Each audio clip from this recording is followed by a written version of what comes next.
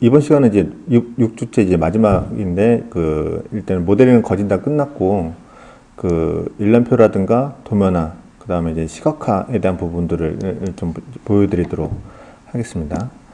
지금 이제, 전에, 이제까지 작업했던 모델이 이 정도인데, 좀 전에 제가 이제 CAD 파일을 잠깐 껐거든요.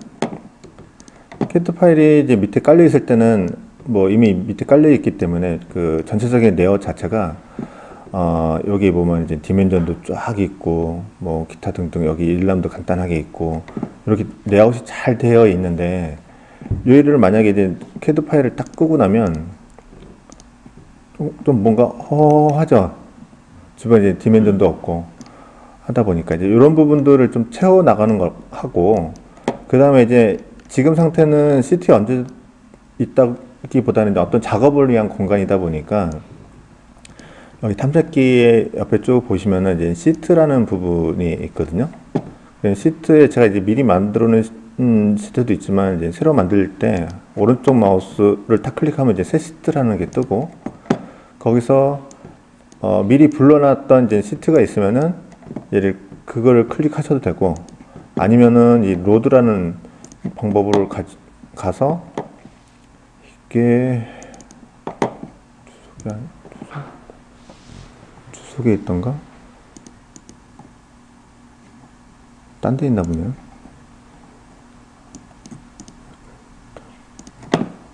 일단요. 따로 가지고 있으면 이거 불러오면 되고요. 아니면 여기 있는 걸 갖다가 선택을 하고 불러오면 이렇게 자동으로 이제 배치가 되죠. 그러고 나서 이 시트에다가 내가 이제 어떤 걸 이제 넣으려고 할 때 간단하게 넣는 방법은 탐색기에 있는 내가 원하는 뷰를 클릭해서 드래그 해다가 놓으시면은 어디다 배치할 건지를 물어보고 위치를 클릭하면 자동으로 배치가 되죠. 자, 근데 이제 보시면은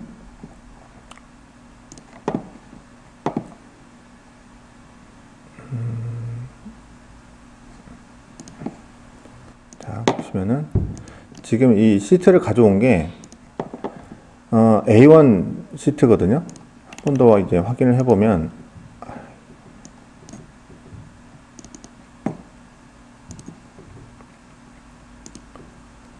주석으로 길이를 한번 재볼게요.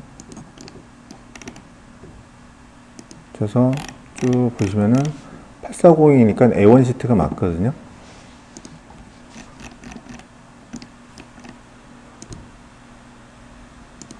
근데 얘 지금 작업되어 있는 거는 지금 100분의 1로 되어 있거든요. 근데 100분의 1이다 보니까 너무 작게 들어간 거죠. 그래서 얘를 50분의 1로 축척을 바꿔주고요. 아까 그 시트 쪽에 가보시면은 그림이 이제 커진 거를 좀 보실 수가, 제가 2층 평면을 가져왔군요. 1층 평면도 가져와서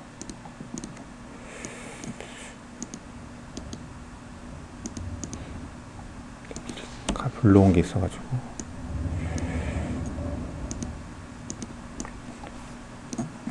다가 배치를 하면 이제 축척은 얼추 맞게 들어가시죠.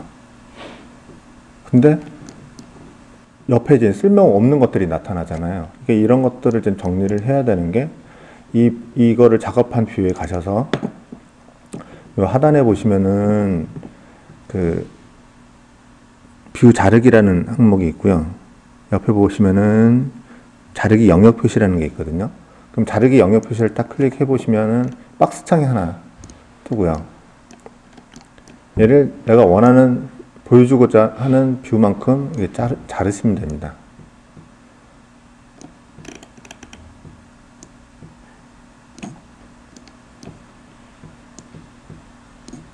딱 잘라놓고 나면 주변에 있던 것들은 없어지는데, 기존에 이제 텍스트로 써 있던 것들은 이 화면에 있는 거다 보니까 이게 딱 보이거든요.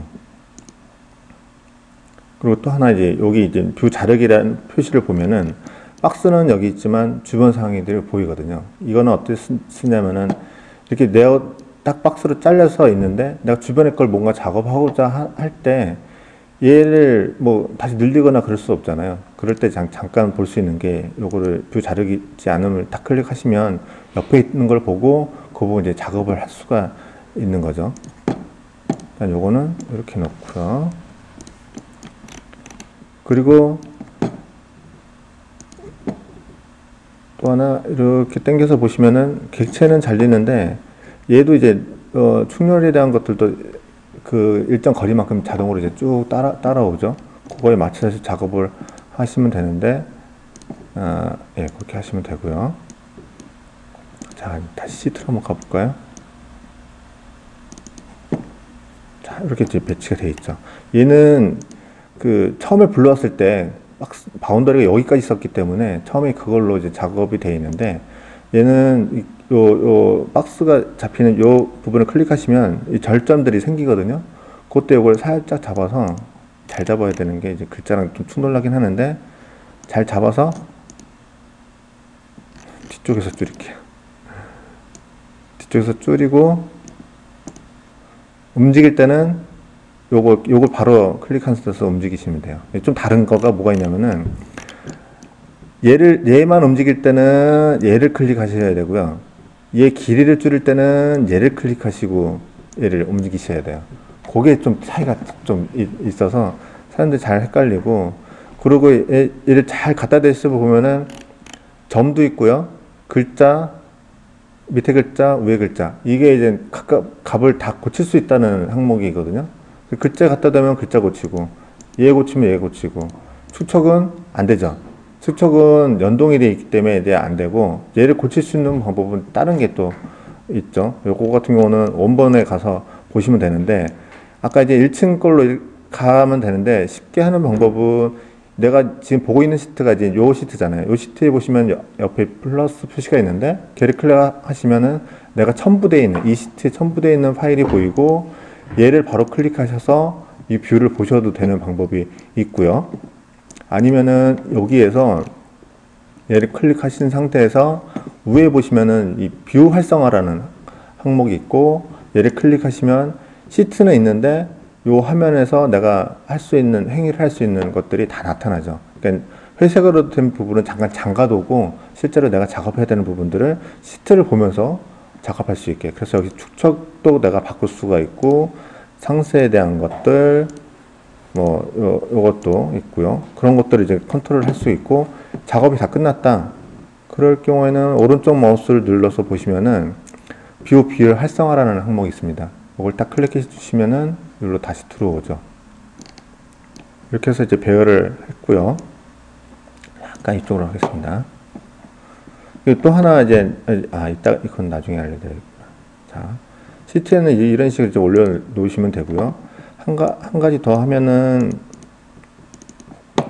이제 여기 보시면 단면을 저희가 이제 만들어 놨잖아요. 단면이 전에 만들어 놓은 건데 다시 한번 볼까요? 얘는 일단은 지우고, 자, 단면 그리는 거는 여기 창에 그 위에 창에 보시면 뷰라는 항목에 단면이라는 게 있거든요. 단면을 클릭해서 내가 원하는 쪽으로 이쪽으로 자를까요? 네, 이쪽으로 잘라서 놓고, 여기 점점점점 이렇게 보이는 거는 이 단면의 바운더리 영역이거든요. 그래서 이거를 너무 과하게 할 필요는 없고요. 내가 원하는 부분까지만 영역을 잡아 주시고요. 그리고 다 됐으면은 얘를 클릭해서 오른쪽 마우스에 뷰로 이동하시면은 단면을 바로 가기도 하고요. 아니면은 탐색기 창에 여기 단면이라는 게 새로 생성됐으니까 여기로 들어가셔도 되고요. 그러면 얘도 이제 50분의 1로 돼 있고요. 얘를 또 시트에다 한번 얹어 보겠습니다. 단면을 밑에다가 가져오는 거죠. 그리고 이게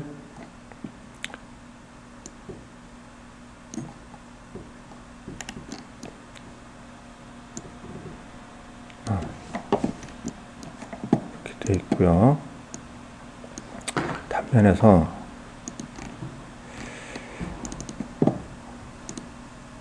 보시면 이렇게 회전이라는 게 있거든요.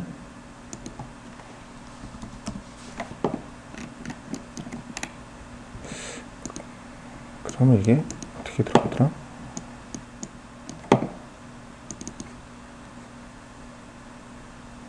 이게 아닌데? 어떻게 하더라? 기억이 안 나네.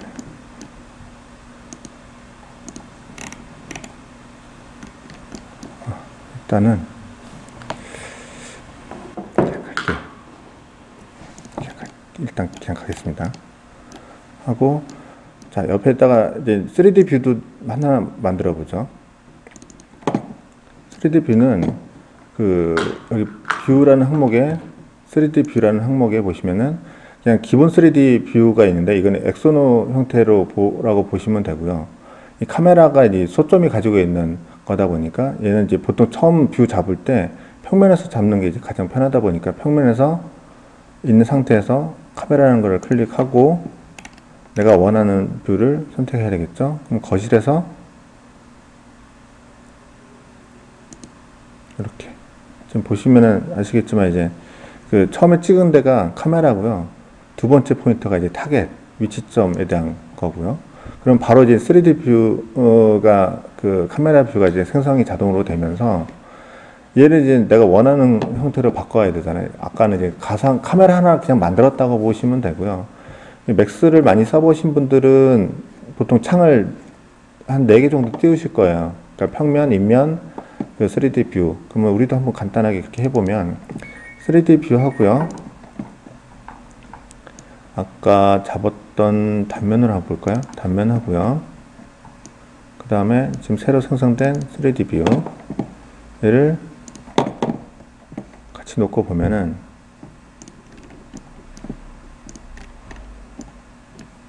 자, 카메라 창의 박스를 탁 클릭하시면 카메라가 활성화되면서 각각의 뷰에서도 이제 나타나는 거죠.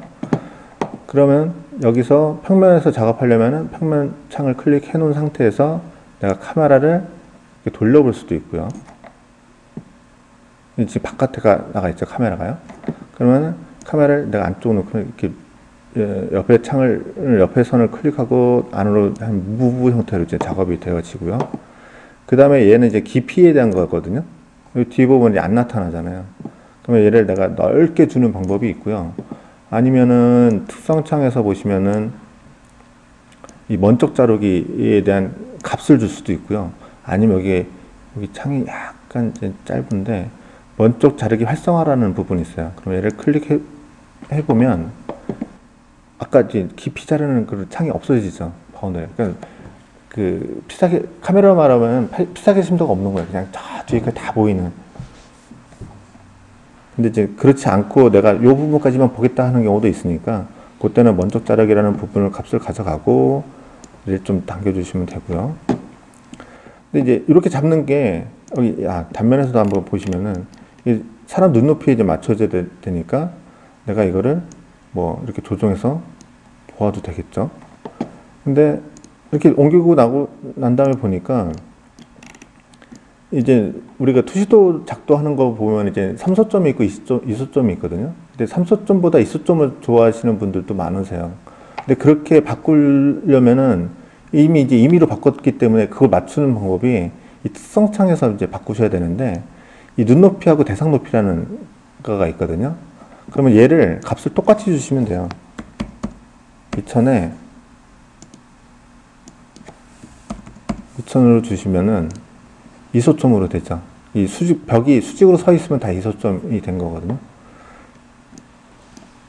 그리고 아까 이제 그런 걸 보지 않고 실제로 이제 조금씩 옮기서 보실 때는 요 창에서 이제 휠로 돌려서 보시면 되는데 시프트에 오른쪽 마우스 눌러서 하면 이제 시프트로 이렇게 휠로 이제 움직이잖아요, 자유롭게. 근데 얘는 좀 빨리빨리 움직이니까 좀 이게 정밀하게 맞춰주는 것가 좀 까다롭거든요. 그럴 경우에